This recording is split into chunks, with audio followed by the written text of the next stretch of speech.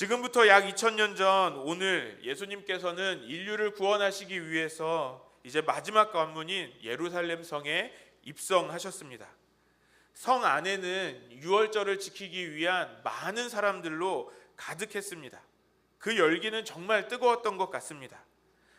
예수님이 이제 예루살렘으로 오실 때 많은 사람들은 예수님을 아주 굉장히 열렬히 환영했습니다. 자기 겉옷을 길에 펴고 종려나무 가지를 흔들면서 외쳤습니다. 호산나 다윗의 자손이여. 그 환호 소리가 얼마나 컸던지 온 성이 쩌렁쩌렁 울릴 정도였습니다. 여러분 영상에서 보신 것처럼 굉장히 많은 사람들이 예수님을 맞이했고 예수님을 환영했습니다. 그 영상을 보셨을 때 어땠어요? 완전 이제 예수님이 이제 이스라엘의 다시 왕이 될 것처럼 보이지 않으셨어요? 정말 완벽한 승리의 행진이었고 정말 이제 곧 예수님께서 왕으로 등극하셔도 전혀 어색함이 없을 정도로 많은 사람들이 예수님을 맞이했습니다. 하지만 우리는 알고 있습니다. 오늘 장로님께서도 기도하시면서 말씀하신 것처럼 주님이 밟고 지나가신 그 길은 그저 눈에 보이는 화려하고 안전한 꽃길은 아니었습니다. 그 길은 우리 모두의 죄를 짊어지시고 죽음의 언덕으로 올라가는 바로 십자가의 길이었습니다. 사람들은 보석에 박힌 금관을 예수님께서 다시 쓰실 것을 기대하면서 소리쳤지만 주님은 자신의 머리에 그 살을 파고드는 그 가시관이 박힐 것을 알고 계셨죠. 그리고 묵묵히 그 고난의 한복판으로 예수님은 한 걸음 한 걸음 더 걸어 들어가신 것이죠. 여러분 우리의 인생도 참 비슷한 것 같습니다. 우리의 인생은 겉으로 보기에는 화려해 보일 수도 있겠어요. 겉으로는 웃으면서 아무 일 없는 것처럼 우리는 살 수 있습니다. 하지만 그 속을 들여다보면 어떻습니까? 누구에게도 말하지 못하는 십자가를 짊어지고 고통스럽게 걷고 계시는 분들이 아마 우리 가운데도 계실 겁니다. 오늘 우리는 그 고난의 길 위에서 계신 그 주님을 만나보기를 소망합니다. 그래서 오늘 설교 제목 다시 한번 읽어볼까요? 시작. 고난의 길을 함께 걷다. 여러분 인생을 살면서 언제 가장 힘들고 가장 고통스러우신가요? 단순히 감당하기 어려운 큰 문제가 터졌을 때 어려우셨나요? 그런데 여러분 정말 우리를 어렵게 하고 힘들게 하는 것은 가장 큰 문제가 터질 때가 아닌 것 같습니다. 문제의 크기가 우리를 어렵게 하는 게 아니죠. 언제 가장 어렵습니까? 나 혼자 서 있다라고 느낄 때, 그 외로움을 느낄 때죠. 지금 나 혼자서 이 무거운 짐을 나 혼자 짊어지고 있구나. 내 아픔을 이해해 줄 사람은 아무도 없구나라고 생각이 될 때이죠. 제가 목회 사역을 본격적으로 시작했을 때가 이제 수련 목회자로 처음 발걸음을 떼었을 때인데요. 그때도 마찬가지였던 것 같습니다. 매일 새벽 설교를 준비해야 되는데 그게 너무 힘든 거예요. 그래서 만약에 저에게 목사님 목회자로서 가장 힘든 게 무엇입니까? 라고 질문하신다면 저는 아주 망설이지도 않고 말할 겁니다. 설교 준비해요 라고 말할 거예요. 그렇게 사역을 시작하는데 매일 새벽을 준비한다는 게 여러분 정말 힘들더라고요. 또 제가 자주 이렇게 오랫동안 목회를 해온 사람이 아니기 때문에 이제 설교 준비를 하는데 쉽게 나오지 않아요. 우리 김태용 목사님처럼 30년 넘게 목회를 해야 딱 말씀 보면 자 이렇게 설교가 바로바로 나왔을 텐데 그게 안 돼요. 그럼 저는 막 아주 그 밤새 고민합니다. 머리를 쥐어 짜는 거죠. 아무리 머리를 쥐어 짜도 막 이게 안 나가는 거예요. 그러다가 밤을 새우기도 하고 겨우겨우 설교 준비를 마치고서 한 새벽 기도까지 1시간이 남아서 잠깐 눈 붙여야지 하고 눈 뜨고 일어나는데 새벽 기도가 끝난 거죠. 이런 시간들을 보내는데 얼마나 괴로웠는지 몰라요. 모두가 깊이 잠든 그 밤, 저희 가족들이 다 자고 또 제가 새벽 설교 준비해야 되지 않겠습니까? 다 자고 저희 아내도 자고 아이들도 자고 그 고요한 방 안에서 그 책상 앞에 홀로 앉아있는 저에게 이런 생각이 드는 거예요. 나 혼자 지금 뭐 하고 있나? 나는 왜 이렇게 실력이 없나? 내가 언제까지 이렇게 해야 될까? 아마도 그때 제가 굉장히 어려웠던 건 저 혼자 그 싸움을 하는 것이라고 생각했기 때문인 것 같아요. 아시겠지만 이 설교를 준비하는 건 제 아내가 해줄 수 있는 게 아니에요. 저희 아이들이 해줄 수 있는 것도 아니죠. 오롯이 제가 감당해야 될 것이라고 또 느꼈습니다. 그래서 정말 그 혼자 남겨져 있는 그 시간이, 그 고립감이 저를 무너뜨리는 시간이기도 했습니다. 여러분도 그렇지 않으세요? 그런 경험들 있지 않으세요? 병실 침대에서 혼자 천장을 보면서 긴 밤을 지새울 때, 또 직장에서 직장 생활하는 중에 마치 나만 뒤처지는 것 같다라는 그런 마음이 들을 때 어때요? 우리는 숨이 막힙니다. 학생들도 마찬가지죠. 내가 열심히 공부하고 있는데 나 혼자 떨어져 있다라고 느껴질 때 우리는 숨이 막힙니다. 하나님도 나를 잊으신 것은 아닐까 하는 그런 생각도 들 때가 있죠. 그런데 여러분, 오늘 본문에 예수님을 보실까요? 수많은 사람이 환호하고 축제의 분위기 속에서 예수님이 그 예루살렘으로 한 걸음 한 걸음 오셨지만, 사실 예수님은 지금 인류 역사상 가장 외로운 길을 걷고 계신 것이죠. 왜냐하면 우리 주님은 다 알고 계셨거든요.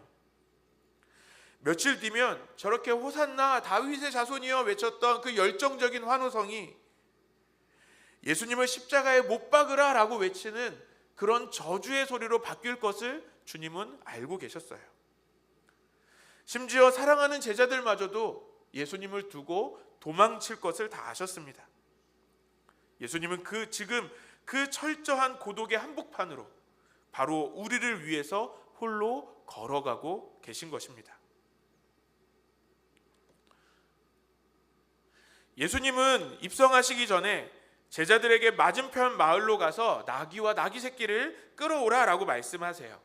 그런데 여기서 우리가 중요하게 봐야 될 장면은요, 제자들이 말씀대로 가서 주님이 쓰시겠답니다 라고 하니까 어떻게 하죠? 그 주인이 너무 아무렇지도 않게 당연하다는 듯이 그 귀한 나귀를 순수히 내어주었다라는 겁니다. 여러분, 여기에서 우리가 꼭 기억해야 될 것이 있습니다.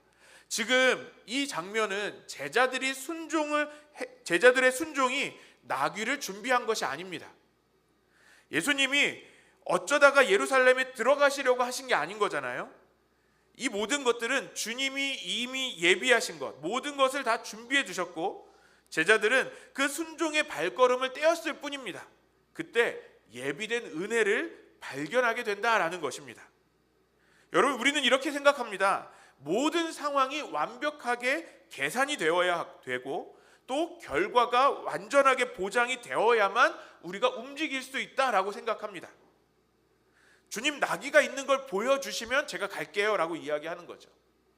주인이 반드시 정말 허락할까요? 주인이 허락한다는 어떤 근거가 예수님 있나요? 그러면 갈게요 라고 우리는 얘기하는 거예요. 그런데 믿음은 무엇입니까? 다 보고 가는 것이 아니에요. 보장된 길을 걷는 것이 믿음이 아닌 것이죠.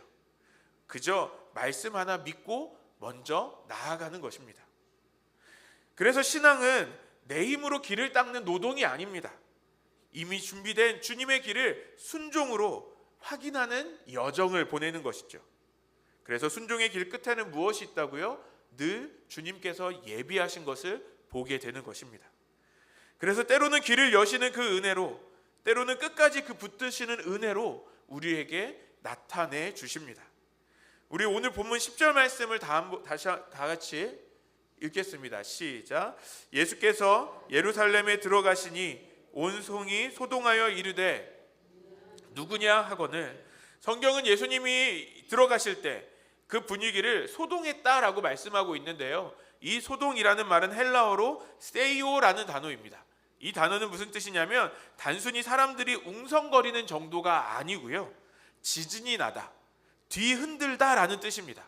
그러면 예수님이 지금 예루살렘에 올 때 어느 정도였다라고 이야기하는 거예요? 지금 예루살렘 성 자체가 아주 영적인 지진이 일어나는 것처럼, 아주 모든 것이 흔들리는 것처럼 모두가 집중해서 봤다라는 겁니다. 성 전체가 뿌리째 흔들릴 정도로 굉장히 큰 충격이 있었다라는 것을 말씀하는 거예요. 그러면 왜 이렇게 성이 요동쳤을까요?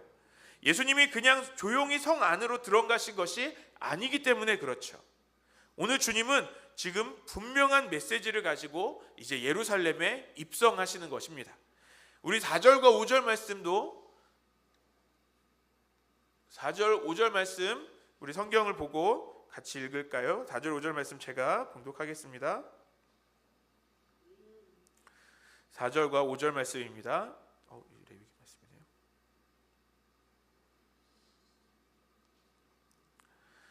이는 선지자를 통하여 하신 말씀을 이루려 하심이라. 일러스되 시온 딸에게 이르기를 내 왕이 내게 임하나니 그는 겸손하여 나귀 곧 멍에 매는 짐승의 새끼를 탔도다 하라 하였느니라. 예수님은 우연히 나귀를 타신 것이 아니다라는 것이죠. 이것은 구약의 예언을 이루기 위해서 의도적으로 행동하신 것입니다. 예수님은 지금 당신이 왕이신 것을 숨기시려고 이렇게 하신 것은 아닙니다.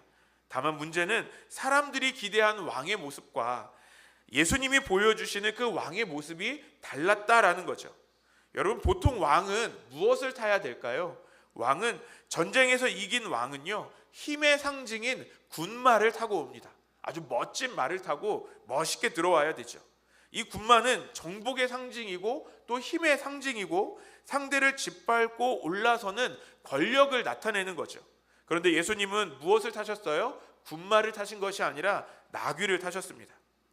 이 나귀는 단순히 초라함을 표시하는 것만이 아닙니다. 힘이 없어서, 예수님께서 힘이 없으셔서, 능력이 없으셔서 이 나귀를 타신 것도 아니죠. 오히려 예수님은 이것을 통해서 분명하게 말씀하고 계신 것입니다. 나는 세상이 아는 방식으로 다스리는 왕이 아니다라는 것을 보여주시는 거죠. 나는 짓밟아서 이기는 왕이 아니라 살려내는 왕으로 왔다라는 것을 말씀하시는 거예요. 나는 상대를 죽여서 왕이 되는 자가 아니라 내가 죽어 백성을 살리는 왕으로 왔다라는 것을 보여주시는 겁니다. 예수님은 왕으로 오셨습니다. 하지만 힘의 왕이 아니라 평화의 왕으로, 정복의 왕이 아니라 온유의 왕으로, 높아짐의 왕이 아니라 낮아지심의 왕으로 오셨습니다. 바로 이 지점에서 어떻게 보면 예루살렘이 흔들렸을 것 같아요. 왜 그렇습니까? 사람들이 기대하는 왕의 모습이 있는데 예수님이 오시는 왕의 모습은 사람들의 기대와 전혀 달라지는 모습이죠. 서로의 기대가 충돌돼서 흔들리는 것이죠. 사람들이 외치는 호산나라고 외친 것도 마찬가지입니다. 여러분, 우리는 종종 이 호산나라는 것을 찬양의 구호처럼 생각하죠. 또 찬양할 때도 이 호산나 얼마나 많이 부르셨어요. 그런데 이 호산나라는 뜻은 무슨 뜻입니까? 지금 우리를 구원해 주십시오라는 뜻입니다. 그러니까 사람들은 무엇을 이야기합니까? 주님, 우리를 구원해 주십시오라고 말했어요. 그런데 이들이 간절히 외치는 구원도 예수님이 구원하시고자 하는 구원과 달랐던 거죠. 예수님이 가져오시는 구원과 같지 않았습니다. 당시 유대 사회는 로마의 압제 아래에 있었습니다. 정치적으로는 눌려 있었고요, 경제적으로는 힘들었습니다. 또 민족적으로는 늘 긴장 가운데 있었어요. 그래서 사람들은 메시아가 오면 어떤 일이 벌어질 것을 기대했습니까? 이 답답한 현실을 한 번에 뒤집어 줄 것이라고 생각하고 기대했습니다. 그래서 이 사람들이 외친 호산나는 로마를 몰아내 주십시오라고 외치는 거죠. 우리 민족을 다시 다윗의 시대처럼 강하게 해주십시오라고 외치는 거예요. 우리식으로 말하면 무엇이죠? 당장 내 눈에 보이는 이 문제를 해결해 주십시오라고 외치고 있는 것이죠. 그들이 간절히 호산나라고 외쳤지만 그 호산나의 속에는 내가 원하는 대로 자기 방식의 그 구원에 대한 기대함으로 외친 것이죠. 그런데 예수님은 사람들의 욕심을 채우러 오신 분이 아니십니다. 예수님은 우리의 가장 깊은 문제인 죄와 죽음의 문제, 하나님과 단절된 그 문제를 해결하시기 위해 지금 십자가의 길을 걷고 계시는 거죠. 사람들은 환경을 바꿔줄 왕을 원했습니다. 하지만 예수님은 인간의 존재 자체를 그 근본에 가지고 있는 그 근본적인 문제를 해결하시기 위해서 이 땅에 왕으로 오신 것이죠. 사람들은 바깥의 문제를 먼저 해결해 달라라고 고백하지만 예수님은 우리의 중심에 무너져 있는 이 죄의 문제를 해결하시기 위해서 오신 것입니다. 그래서 사람들은 빨리 이 문제를 해결하기를 원하지만 예수님은 영원히 해결되지 않았던 그 문제를 해결하시겠다라고 말씀하시는 겁니다. 그러니 충돌이 일어날 수밖에 없는 것이죠. 세상의 방식과 하나님의 방식이 정면으로 부딪히는 것입니다. 여러분, 이것은 지금 이스라엘의 모습만이 아니라 우리의 모습에도 있지 않습니까? 우리는 주님 앞에 기도합니다. 무엇을 기도하죠? 하나님, 지금 나에게 있는 내 문제를 해결해 주십시오. 우리도 호산나를 외칩니다. 새벽마다 또 날마다 여러분 가정에서 우리 예배 드릴 때마다 호산나를 외치면서 주님, 나를 구원하여 주십시오. 이 힘든 어려운 문제, 이 해결되어지지 않는 나의 이 가정의 문제, 이 문제에서 나를 구원해 주십시오 라고 기도합니다.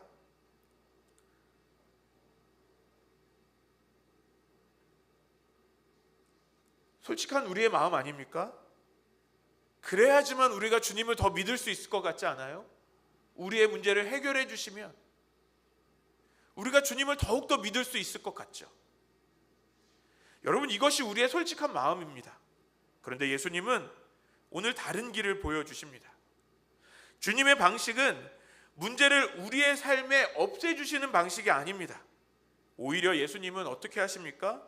그 고통의 한 가운데로 걸어가십니다. 그 문제의 심장부로 묵묵히 한 걸음 한 걸음 걸어가십니다. 그리고 그 가운데 오셔서 우리와 함께 그 십자가를 지시는 것입니다. 주님은 우리의 기대를 채워주시는 분이 아닙니다. 우리에게 가장 필요한, 진짜 우리에게 필요한 그 십자가의 사랑을 완성하는 평화의 왕으로 오신 것입니다. 그러므로 오늘 우리가 꼭 붙들어야 할 것이 있습니다. 고난이 있다고 해서 하나님이 없는 것이 아닙니다. 우리의 길이 힘들다고 해서 우리가 버려진 것이 아닌 것이죠. 우리가 열심히 기도했는데도 응답이 더디다고 해서 그 하나님의 사랑이 끊어진 것이 아닙니다. 오히려 예수님을 보면 가장 온전한 순종의 길이 가장 깊은 고난의 길이 되기도 한다라는 것을 보게 되죠. 예수님은 그 아버지의 뜻 한가운데 계셨지만 십자가를 향해 걸어가셨습니다. 그러니 고난은 언제나 실패의 증거가 아닙니다. 때로는 가장 깊은 고난의 자리에서 하나님의 가장 깊은 뜻이 이루어지는 것입니다. 주님이 그 길을 먼저 걸으셨기 때문에 우리는 이미 그 은혜로 받아들여진 사람이 될 수 있었습니다. 우리의 기대와 완전히 다른 이 하나님의 방식은 결국 세상의 오해를 부를 수밖에 없습니다. 오늘 말씀에서도 또 영상에서도 본 것처럼 사람들은 호산나라고 환호했지만 며칠이 지나면 어떻게 됩니까? 이제 십자가에 못 박으라 라고 말하는 성난 배신으로 바뀌게 됩니다. 하지만 우리 주님은 그것도 이미 다 알고 계셨죠. 그렇다면 주님은 왜 이 뻔히 보이는 오해와 배신의 길로 기꺼이 들어가셨을까요? 왜 그 수모와 고통을 다 아시면서도 그 고통의 길을 멈추지 않고 가셨을까요? 그것은 우리를 절대로 포기하실 수 없었기 때문에 그렇습니다. 주님은 우리를 너무너무 잘 아십니다. 우리가 겪는 이 지독한 고통과 이 외로움을 그래서 누구보다도 더 잘 아시는 거예요. 왜 그렇습니까? 우리 주님이 먼저 그 처절하고 외로운 십자가의 길을 걸으셨기 때문에 그래요. 그래서 우리 주님이 우리를 아시는 거예요. 우리가 홀로 외롭게 버려졌을 때, 우리가 그 고통 가운데 있을 때 주님이 우리에게 말씀하시는 거죠. 내가 안다, 나도 안다 라고 말씀하실 수 있는 겁니다. 오늘 본문은 아직 십자가 자체를 보여주지는 않지만 이미 그 길은 시작되었습니다. 예루살렘의 입성은 단지 한 도시로 들어가는 장면이 아닙니다. 배신과 수치와 조롱과 죽음이 기다리고 있는 그 길로 우리 주님께서 스스로 그 발걸음을 들여놓으시는 장면이죠. 우리는 이 길 끝에 무슨 일이 일어나는지 알고 있습니다. 제자들의 배신이 기다리고 있죠. 군중의 조롱이 기다리고 있습니다. 억울한 재판과 모욕과 채찍이 기다리고 있습니다. 그리고 마침내 십자가에서 주님은 고백하시죠. 아버지, 어찌하여 나를 버리셨나이까? 그렇게 처절하게 버림받으셨습니다. 그렇기 때문에 주님은 우리를 너무나 잘 아십니다. 주님이 그 어려운 길을 가셔야만 하셨던 이유는 단지 하나이죠. 이 길 말고는 우리를 살릴 수 있는 다른 길이 없었기 때문입니다. 여기서 우리는 복음의 중심을 보게 됩니다. 예수님은 단지 우리를 이해하신다고 말씀하시는 것이 아니죠. 예수님은 단지 우리를 위로하시는 분이 아니라는 겁니다. 예수님은 먼저 우리를 대신해서 그 십자가의 길을 걸으셨습니다. 우리가 받아야 될 그 버림을 우리 주님이 대신 받으셨습니다. 우리가 당해야 될 그 심판을 우리 주님께서 대신 짊어지셨습니다. 우리가 감당할 수 없는 이 죄의 값을 주님이 십자가에서 대신 치르셨습니다.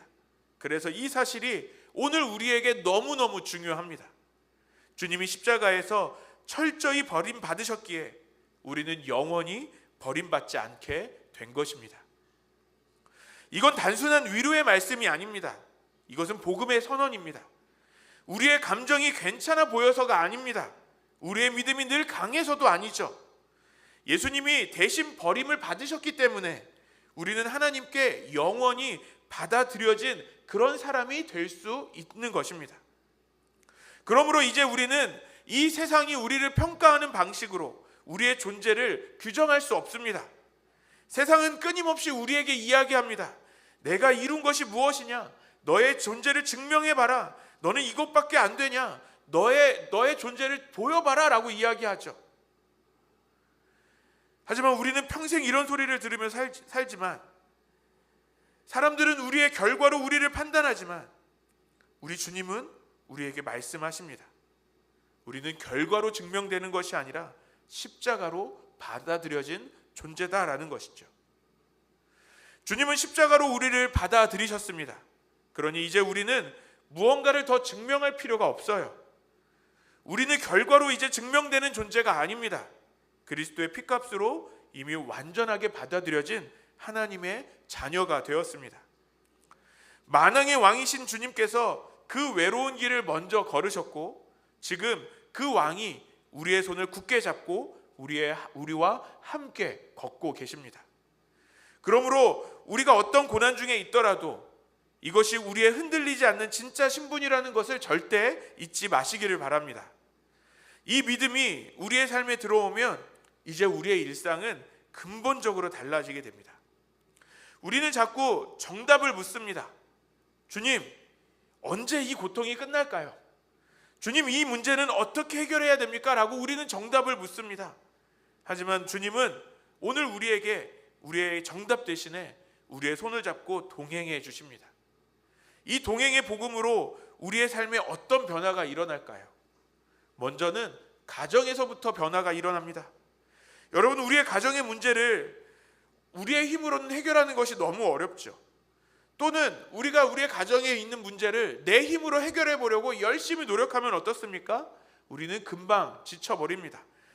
불안해하는 배우자나 방황하는 자녀에게 그 문제를 해결해 주기 위해서 우리는 정답을 이야기하려고 합니다. 그거 너무 쉽게 말할 수 있죠. 그렇지만 이제는 변화되어야 하는 거죠. 정답을 말하는 것이 아니라 함께 동행하는 것입니다. 그저 옆에서 그 아픔의 곁에서 묵묵히 지켜주는 것, 그것이 바로 하나님의 방식입니다. 정답보다 동행이 먼저입니다. 이제는 내가 정답이 되려고 하지 말고 주님이 우리 가정과 함께 하심을 믿으며 묵묵히 그 곁에 있어주는 저와 여러분 되시기를 소망합니다. 또 두 번째로 일터와 일상의 자리에서 우리는 자유를 누리게 됩니다. 앞서 말씀드렸던 것처럼 세상은 우리에게 성과를 말하라고 합니다. 그리고 성과로 나 자신을 증명하라고 이야기하죠. 그렇지만 우리 주님은 우리를 성과로 말씀하지 않으십니다. 예수 그리스도의 십자가로 우리를 말씀하시죠. 그래서 이제는 우리가 성과로 나를 증명하려는 그 피말리는 전쟁 가운데서 자유로워질 수 있습니다. 결과가 좋을 때만 가치 있는 사람이 아니라는 사실을 우리는 이제 알고 있기 때문에 그렇습니다. 이미 십자가로 받아들여진 사람 안에는 하나님이 주신 그 평안이 있는 것입니다. 그래서 이제 우리는 사람과 경쟁하기보다는 나에게 맡겨진 자리에서 성실하게 그 맡겨진 일들을 감당하는 것입니다.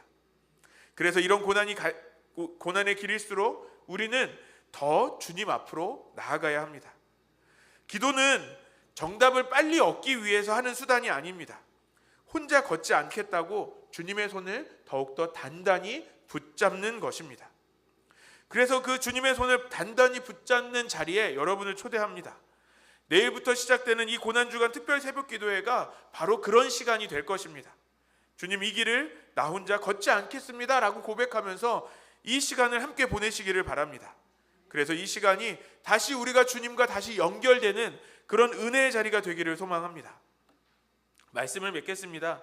오늘 예루살렘에 입성하신 주님은 화려한 환호를 받으려고 오신 것이 아닙니다. 우리를 홀로 두지 않으시려고 기꺼이 십자가의 길로 들어오신 것입니다. 여러분, 이 두려워하는 이 고난의 자리, 그 눈물 젖은 외로운 밤의 자리에 우리 주님은 이미 먼저 그 자리에 계십니다. 주님이 먼저 그 길을 걸으셨기 때문에 우리의 작은 신음소리 하나도 우리 주님은 놓치지 않으시고 다 듣고 계십니다. 그러니 이제 더 이상 혼자라고 말하지 않으시기를 바랍니다. 세상이 우리에게 붙여놓은 이름에 속지 마시기를 바랍니다. 복음이 부르는 우리의 진짜 이름은 무엇입니까? 왕과 함께 걷는 사람입니다. 그러니 이 고난주간 여러분 어떻게 보내시겠습니까? 예수님의 고난을 묵상하며 예수님과 함께 이 믿음의 길을 걷는 저와 여러분 되시기를 소망합니다. 그래서 왕과 함께 걷는 사람으로 하나님의 백성, 하나님의 자녀로서 살아가는 우리 금강제일교회 모든 성도님들 되시기를 주님의 이름으로 간절히 축원합니다.